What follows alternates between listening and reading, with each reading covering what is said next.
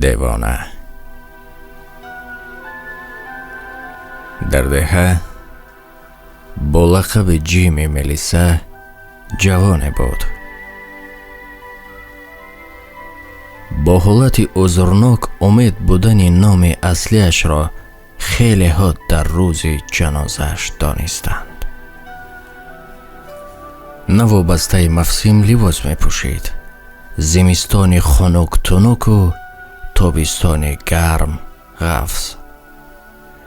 همون دوره ها سرود از فیلم هندی تنسار دیسکو در دهان خرد و کلان دهه زمزمه می شد و دیوانه هم در قطار مردم با زبان لکنت داری کودکانه می سرود. I am a disco dancer. همینجور. و قهرمان این فیلم تقلید کنان مویهایش را به قفاشانه می زد. از شاخ سفید دار خاده کوتاه بریده تسمه رنگ کرده در سرش از کجای کلاه ملیسا پوشیده در راه ماشین می ایستاد و هر زمان چوبش را برداشته هشتاق می کشید.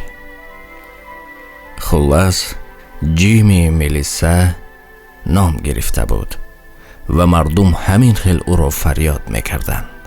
بعضا در کنار راه کلان ماشینگرد می ایستاد و همین که خوانندگان مکتب جمع می شدند به مرکز راه می برآمد و چوبش را برداشته هشتاق کشان ماشین ها را می داشت تا که خوانندگان از راه گذرند. جسه کلان فربه داشت و یک پایش را کمی کشال داده به زمین سافته راه می رفت. گردنش را به طرف راست دایما کج می داشت. هرچند گهواره چشمانش چپ پرسته دایما در حرکت بودند، اما مهر صمیمانه در نگاهش هویدا بود. جیمی ملیسا را خیلی ها مسخره کنان می گذاشتند. بعد گذاشتن سنگ و کلوخ هم می افکندند، می خندیدند به حالش. دیوانه صفت باشد هم عقلش آنقدر ضعیف نبود. خوب و زشت را درک می کرد و کردارهای مهربانه زیاده داشت. جیمی ملیسا با بیبیش زندگی می کرد. پدرش با برابری در چنین حال به دنیا آمدنش از مادرش جدا شد و هر دو هم پدر مادرش عائله های دیگر بنیاد کرده رفتند. کودک را به اینترنت معیوبان سپاریدنی بودند. اما کمپیر راضی نشد. به شما لازم نباشد، به من لازم است. از اوبالش می ترسم گفت و به خود گذاشت. جیمی به وایه رسیده برای کمپیر یاردمچی به منت شده ماند. از مکتب و بیمارخانه و آشخانه های دهه پوچاق میوه و سبزوات جمع کرده می آمد. گوسفندان بیبی سیر بودند. سرودها را از روی از خودکنی خودش با زبانی چله و لکنت داری کودکانه زمزمه می کرد. کارهایش را دیده کمپیر درون به حالش می سوخت و پنهانی می گریست. پسرم بچه هم گفته ارکداری کند تمام. جیمی از خرسندی برقص می در آمد. کمپیر را به آغوش کشیده مامم مادرم می گفت و می بالید. بعضن به انگشتش حالتی انگشتری انداختن را می کرد و عروس بیار برای من می گفت. کمپیر از این حال باز مؤثرتر می گشت و می گفت گوسفندانمان بسیار شود، پولمان بیشتر شود، یک عروسی بهترین گرفته می دیم. از این سخنها جیمی خیلی ذوق می کرد و با تمام آوازش قهقه کنان می خندید. در توی معرکه های دهه دایما دستیار بود. حتی در هیزم شکنی هم تا نداشت. ای زنده باش جیمی، ملادس جیمی گفتنی اطرافیان زفق کارش را دوچند میکرد. بعضن از قفای عوام مردینه به مسجد دهه میرفت و در صف آخرین بعد نورسان نشسته معروضه گوش میکرد. اگر یگان نورس کوچکتر خندیده ماند یا یگان رفتاری نادرست کند، جیمی سرش را به دو طرف سرک جنبانیده انگشت اشارتیش را بر لبانش میگذاشت. تش گفته آرام میکرد. در وقت نماز از مسجد برآمده پای افضل همه را از یک سر به ترتیب چیده میگذاشت. از سوی پیران را به دستشان گرفته میداد.